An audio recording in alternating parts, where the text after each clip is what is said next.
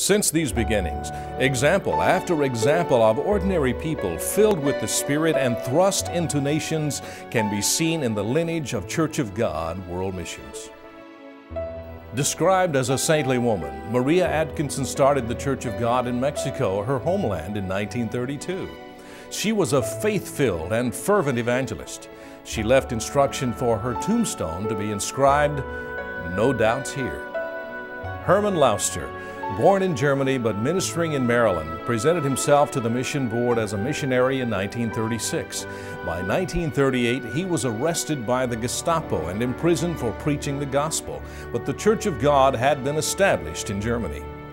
Edmund and Pearl Stark, a fervent young missionary from Oklahoma, Edmund became our first missionary to die on the field while serving in Angola. His young wife continued her work saying, "I had to take up the torch." Marcos Mazuco, in establishing the Church of God in Argentina, he was often found upon his bended knees until they became as hard as a camel's. Dora Myers, this courageous missionary proved you are never too old to serve. At the age of 53, she moved to India. By the time her work was complete, she had helped establish 3 Bible schools, several churches, and a women's ministry. Ava Swiger, in 1940, she founded and sponsored the Lee Missions Club. Mrs. Swiger is described as the guiding influence on its considerable outreach. She provided a missions inspiration which influenced countless missionaries and workers. Bill and Lorraine Alton served the Church of God as missionaries for 51 years in the Caribbean, South America, Central America, Africa, and Europe. Their lives deeply impacted hundreds of people as preacher, mentor, teacher, and friend. William Pospisil, from his own mouth, said, "I cannot say that I had any specific spiritual revelation to go to India. I had His word saying, 'Go.' When Peter got his final call to preach, the Lord didn't ask him to tell him how much he loved the people, but, 'Lovest thou me?'" Margaret Gaines is an ordinary lady from Alabama whom God has used in an extraordinary way to minister to Arabic-speaking people for over 50 years. Lovell Carey, out of the backwoods of West Virginia, God called Lovell Carey out of youthful rebellion into a far-reaching ministry in Asia where 60% of all the people of the world live. Roland Vaughn, a tall South Carolinian who declares, "I was born to be a missionary." Vaughn stood alongside native pastors and workers during times of war in Central and South America. Although twice elected as General Director, his heart remains missionary. Many others answered the call of God and have brought the Church of God to the nations, such as Bessie D. Hargrave, C.E. French, Ellie Heil, H.S. Syverson, Bill Watson, Odine Morris, Lambert DeLong, Hoyle Case, T.D. Mooneyham, Luke Summers, A.W. Brummett, T.R. Morris, Henry Stope, Paul Searcy, William McCall, Virgil Wolfe, M.G. McLuhan, Paul Lauster, Walter Lauster, Lawrence Walston, O'Neill McCullough, D.B. Hatfield, and Jose Menai. Significant events filled this century of Church of God global thrust.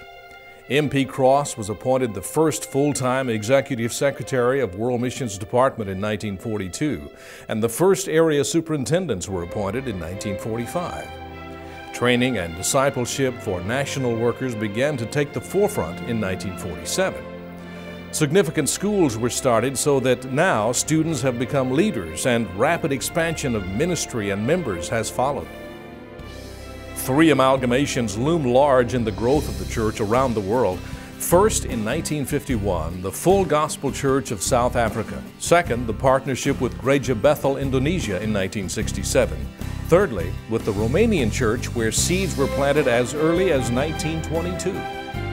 In each case, the churches were much smaller than they are now, and the partnership of prayers, training, outreach, and missionaries contributed to significant growth over the years. 1953 brought the advent of the full-time missions representative to educate and share the vision of the harvest field. Johnny M. Owens was the first in a long line of representatives who have served missionaries, countries, in states and local church services and meetings.